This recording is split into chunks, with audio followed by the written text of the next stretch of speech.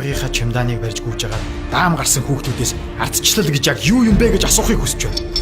Үзэл бодлоо илэрхийлэх хэрэг чөлөө, нээлттэй байдал, шударга ёс яг хаана байгааг та нараас олон залуучууд өнөөдөр асууж байна. Би нэг түүх ярьж байна. Талбай дээр үлсгэлэн зарлаж хүсч хүлээсэн эрх чөлөөнийхөө төлөө ардчлалыг мөрөөсч байсан хүмүүс дотор бидний аав, ээж, ах эгч нар маань байсан.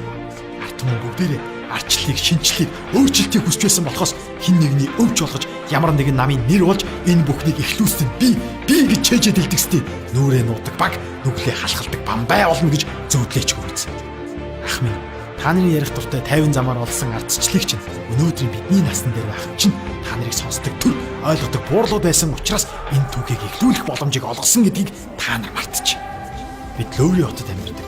Залуу хүмүүсийг 20 жилийн турш бид та нарт эрх чөлөө, ардчлалыг авчирсан. Энийг хамгаал гэж намын нэр болгож ард нь өөрсдөө ашиг хонжоо хүртэж залуу хүмүүсийн үзэл бодол, үнэт зүйлсийг уландаа гიშгэж сонгууд тусгаар мартаж ялдарсан хүн сувтад авчрах хүслээр гимгүү төрийн албан хаагчдыг халдсалж нөгөө намынхаа хүмүүсээр шорог дүүргэж байгааг чинь та нарын арчил юм байна гэдгийг харлаа. Одоо хангалттай. Бид залуу хүмүүс бид ирээдүйн дүү нартаа үр хөвгтөө үлдэх газар шорог, үзэл бодол, үнэт зүйлсийг хамгаалах эрхтэй бас өөрөөхтэй. Бидний сонгуулаар ашигладаг, арчил гэдэг хоёр өөр хуурдаг, үг хэлснийг нь дайсан болгодог, бүгдийг нь талцууж ашиг гаргадаг тоглоом гэж бүү. Хараад л ханчдаг, сонсоод согорчдаг та нарын үеийг залгаад бүтэн нэг шинэ үе ирийн цэд хүрчихлээ.